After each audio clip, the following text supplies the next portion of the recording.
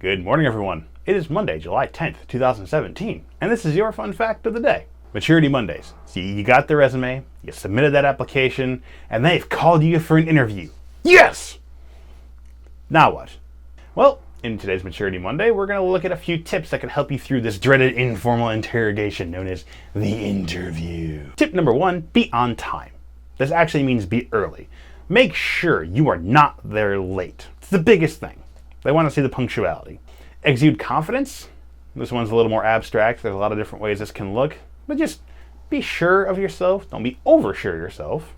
Don't be cocky. Be comfortable that you are there, you are who you are looking for this job, and you can have this job. Use decent conversational language. Yeah, I guess I worked there before. Sup? It's a bad example.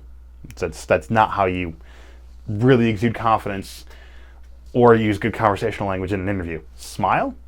Help show positivity. Helps keep them relaxed. Help keep you relaxed too.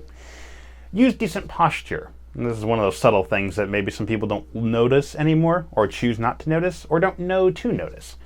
But it actually is one of those small things that will actually help. Wear your boring, professional clothes. Again, as I mentioned last week, sometimes boring and professional go pretty hand in hand. Dress appropriately. Learn about the position you're interviewing for and the company it's in. The hiring manager will be very interested in you if you've already seemingly shown some interest in them by knowing a little bit about where he's already sitting and the job you would like to get. And be ready to describe your related experience if you have anything at all. Sometimes you completely change professions and you're like, so yeah, I've never worked retail before. I've only ever done food service. I have no idea what it's about. You may not want to be exactly that forward. You can spin a lot of things that you did in food service that will still be relevant in retail, like working with customers. And as far as things not to do in the interview, Don't mumble. fidget, don't spit, just avoid those. Don't be overly trendy with how you're dressed. Again, boring and professional. Don't wing it. Practice a little bit. Even just think over some probable interview questions on your way to the interview at the very least. Mentally prepare yourself. Also, don't over-explain why you lost your last job.